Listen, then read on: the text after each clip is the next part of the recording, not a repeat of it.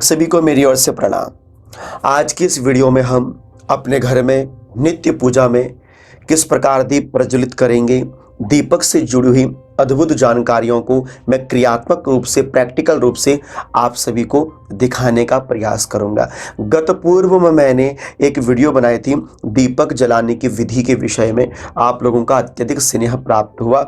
चाहे यदि आप दीपक से जुड़ी हुई अद्भुत जानकारियों को यदि सुनना और समझना चाहते हैं तो आप मेरे उस वीडियो को देख सकते हैं, जिसका लिंक मैं आपको डिस्क्रिप्शन में या आप आई लिंक में जाकर भी उसको देख सकते हैं। तो यहाँ पर हम नित्य पूजा में दीप किस प्रकार से और किस विधि के द्वारा प्रज्वलित करेंगे, छोटी छोटी सी जानकारियां मैं आपको शास्त्र विधि के साथ समझाने का प्रयास करता हूं। तो आइए, हमको नित्य दीप पूजन किस प्रकार से करना चाहिए, क्रियात्मक रूप से प्रैक्टिकली देखने का प्रयास करते हैं कि हमको नित्य दीप पूजन और दीपक से जुड़ी हुई कुछ विशेष जानकारियां आपको पता होनी चाहिए। सर्वप्रथम तो हमेशा यह ध्यान में रखिए, जब भी आप अपने घर के मंदिर में दीप प्रज्वलित करते हैं, दीपक को सदैव आसन पर ही रखिएगा।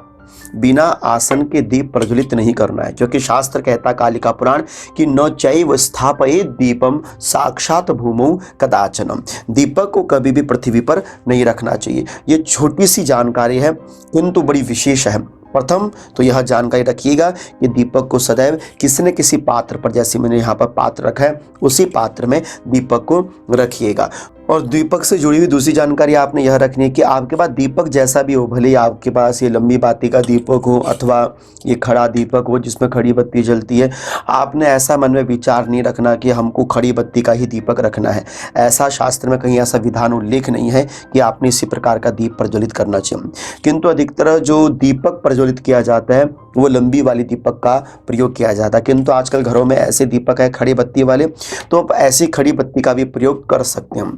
तो ये दूसरी जानकारी आपने ध्यान में ये रखनी है कि जब भी आप दीप प्रज्वलित करें, अगर आपके पास ऐसा मुख वाला दीपक है, देखिए जिसके आगे ऐसा मुख बना हो, तो अगर ऐसा मुख वाला दीपक है तो आपने सदैव इस दीपक का जो मुख है वो पूर्व दिशा की ओर ही करना चाहिए। क्योंकि इसके विषय में शास्त्र कहता है कि आयुर्दः प्रांग मुखो दीपो धनदः साधु उदंग मुखः प्रत्यंग मुखो दुखदो सौ हानिदो दक्षिणा मुखः। शास्त्र कहता है, अनेक सूत्रावली के अंतर्गत यह बताया गया है कि जो दीपक का मुख हो यदि पूर्व दिशा की ओर तो वो हमको आयु देने वाला होता है, और यदि उत्तर की ओर दीपक का मुख हो तो वो हमें धन धान्य देने वाला होता है। किंतु यदि हम दीपक का मुख पश्चिम की ओर अथवा दक्षिण की ओर करते हैं तो वो हानि देने वाला होता है। केवल पितृ कार्य में दीपक का मुख दक्षिण की ओर प्रज्वलित करना चाहिए। इसलिए जब भी आप अपने घर में दीप जलाएंगे, पूर्वाभिमुखी होकर ही दीपक प्रज्वलित करें, श्रेष्ठ है, अच्छा है। दूसरा, अगर आप अपने घर में 2 दीपक प्रज्वलित करें तो वो अत्यंत शुभ है। आपको अपने घर के मंदिर में 2 दीपक प्रज्वलित करने चाहिए। यदि सामर्थ्य है तो 2 दीप आप प्रज्वलित कीजिए। एक दीप आप घृत मतलब घी का और एक दीपक आप तिल के तेल का प्रयोग कीजिए, क्योंकि शास्त्र कहता है कि घृत दीपो दातव्य तिल तेलेन वा पुनः। तिल का तेल और घृत का दीपक, ये 2 दीपक मंदिर में जलाना अत्यंत शुभ रहता है। यदि आप 2 दीपक जला सकें श्रेष्ठ है। यदि देव मंदिर में 2 दीपक नहीं प्रज्वलित कर सकते तो इसके लिए दूसरा विधान ऐसा है कि आपके पास यदि इस प्रकार का दीपक है, दीपक का पात्र याद रखिए आपके पास पित्तल का हो, तांबे का हो, अत्यंत शुभकारी रहता है। तो आप यहाँ पर थोड़ी सी बात की जानकारी लीजिए। यदि आप 2 दीपक मंदिर में प्रज्वलित नहीं कर सकते हैं तो आप एक दीपक के अंदर 2 वर्तिका, 2 बत्तियों का प्रयोग कर सकते हैं। इस प्रकार से 2 बत्तियों को मिलाकर आप दीप प्रज्वलित कर सकते हैं। इस तरह से यह शुभ सूचक माना जाता है यदि आप 2 बत्तियों के मेल से दीप प्रज्वलित करते हैं। और दूसरी जानकारी आपको यह भी रखनी है कि जो आपकी ये वर्तिकाएं हैं, कपास की हो अत्यंत शुभ है, अपने हाथों से बनी हुई हो अत्यंत शुभ है, इसमें गंदगी ना लगी हो, ये भी आपको ध्यान रखना है। कितनी लंबी होनी चाहिए, बोले प्रादेश मात्र की। देखिए जितना आपका ये अंगूठे का और यहाँ का क्षेत्र है, इतनी लंबी वृत्तिका बत्ती हो तो श्रेष्ठ है। देखिए जैसे ये है, तो इतनी लंबी बत्ती आपको अपने पूजन के लिए बनानी चाहिए। ज़्यादा लंबी बत्ती और बहुत ज़्यादा छोटी बत्ती दीपक के लिए शुभ नहीं होती। मार्केट की जो आप बत्तियां लेकर आते हैं उनका प्रयोग कम से कम करें। अपने घर में कपास लेके आइए और अपने हाथों से जो वर्तिका है, बत्ती है, उसका निर्माण कीजिए, वो श्रेष्ठ है। और दूसरा यहाँ पर आपने ध्यान रखना है कि कई लोगों के पास ऐसा भी रहता है कि वो घी और तिल का तेल एक साथ मिलाकर दीप प्रज्वलित करते हैं। तो उसके विषय में शास्त्र कहता है कि न मिश्रीकृत दध्यातु दीपम स्नेह घृतादिकम, अर्थात कि तिल का तेल हो और घृत हो, इन दोनों को आपस में मिक्स करके दीप प्रज्वलित नहीं करना चाहिए। अब हम जब दीप प्रज्वलित करेंगे तो आप चाहे तो 2 वर्तिकाएं, 2 बत्तियों का प्रयोग कर सकते हैं। 2 बत्तियों का प्रयोग से आप दीप प्रज्वलित कीजिए। और आपने इस बात का ध्यान रखना है कि आप जो ये दीप प्रज्वलित करेंगे, इस दीपक की जो बत्तियां होती है, पुरानी वाली बत्ती होती है, उसको आप निकाल दीजिए। अब कई लोगों की आदत होती है उस बत्ती को पुनः से प्रज्वलित कर देते हैं जो पहले से जली होती है। अगर आप की यह वर्तिका यूज हो चुकी है दीपक के रूप में, तो आप इसका विसर्जन कर देंगे। कई लोग होती है आगे से जो जला होता है उसको बाद में निकाल कर पीछे से जलाना प्रारंभ कर देते हैं, वो गलत सिद्धांत है। इस बात को भी आपने ध्यान में रखना है। और इस बात को भी ध्यान में रखना है कि जो पुरानी बत्तियां हो जाती है, आप जिनको प्रयोग में ला चुकी होती हैं, उनको इधर उधर ना डालें। आप एकत्रित एक डिब्बे में एकत्रित कर लीजिए, बाद में उनको इकट्ठी जलाकर आप उसका जो भस्म भूसा होता है, आप उसको किसी वृक्ष की जड़ में अर्पित करके आ सकते हैं। किंतु बत्तियों को जिनका प्रयोग आपने पूजा पाठ में किया हो, उसको इधर उधर फेंकना ठीक नहीं रहता है। ये छोटी छोटी सी जानकारियां हैं, आपको इसके बारे में ज्ञात होना चाहिए। तो देखिए, जैसे अगर हम दीप प्रज्वलित करते हैं, तो देखिए जैसे मैंने यहाँ पर तिल के तेल का प्रयोग किया है। हम तिल के तेल का ही प्रयोग अत्यधिक करते हैं दीप प्रज्वलित के लिए। तो दीप प्रज्वलन के लिए हम तिल के तेल का प्रयोग जितना कर सकें उतना श्रेष्ठ है। सामर्थ्य अनुसार तिल का तेल, घी का दीपक, नहीं है सामर्थ्य तो अंतिम में लास्ट ऑप्शन आपके पास रहता है सरसों का तेल। श्रद्धा रखिए, विश्वास रखिए, ये ज़्यादा श्रेष्ठ रहता है। तो जैसे तिल के तेल का हम प्रयोग करते हैं, व्रतिका यदि आपकी लंबी है तो ये पूर्व की ओर होनी चाहिए।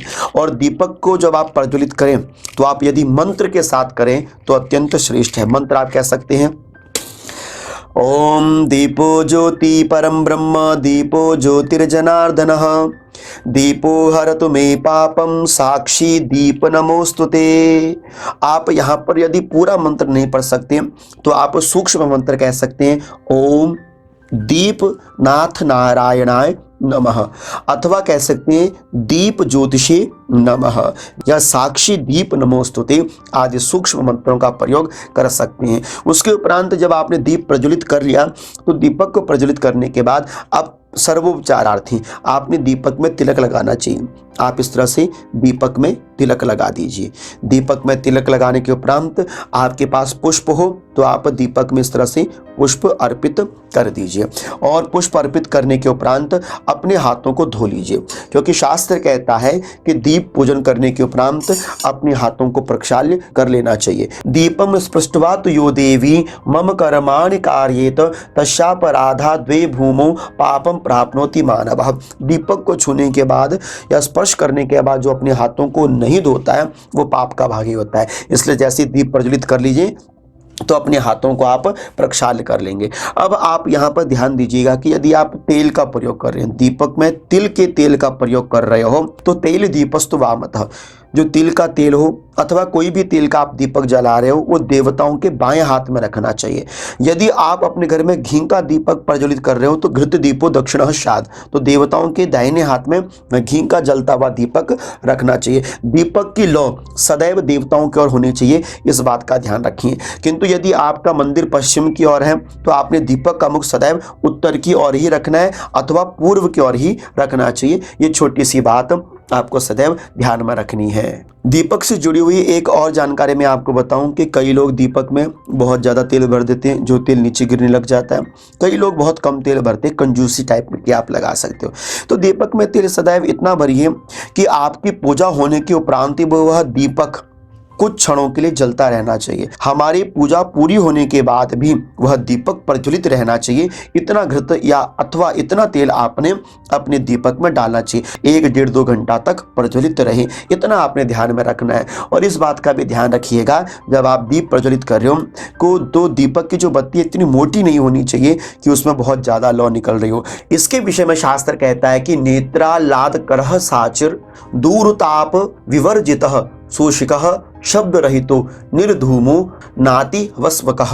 शास्त्र कहता है कि दीपक की जो लौ हो इतनी होनी चाहिए कि वो आपके हाथ को जला ना रही हो, और याद रखिएगा, कभी कभी दीप प्रज्वलित करते समय पानी लग जाता तो चिड़चिड़ की आवाज़ कई देर तक आती रहती है। ऐसी बत्ती को तुरंत बदल देना चाहिए जिसमें से आपको आवाज़ आ रही हो चिड़चिड़ की ऐसी तरह। और दूसरा, दीपक की लौ ऐसी होनी चाहिए अथवा दीपक इस तरह से प्रज्वलित रहना चाहिए इसमें से धुआं ना निकल रहा हो। अत्यधिक धुआं जिस दीपक से निकलता है वह दीपक शुभ सूचक नहीं माना जाता। तो आपने छोटी सी जानकारी इस बात को भी ध्यान में रखना है। दीपक का नित्य पूजन कीजिए। दीपक से जुड़ी हुई जानकारी जो मैंने आपको शास्त्र सिद्धांतों से दी, यदि आपको यह वीडियो अच्छी लगी तो इस वीडियो को लाइक, चैनल को सब्सक्राइब और वीडियो को शेयर करना नहीं भूलेंगे। आपके मन में कोई प्रश्न है तो आप मुझे इंस्टाग्राम पर फॉलो कर सकते हैं। तब तक आप सभी विद्युत जनों को मेरी ओर से अनंत अनंत कोटि वंदन, प्रणाम।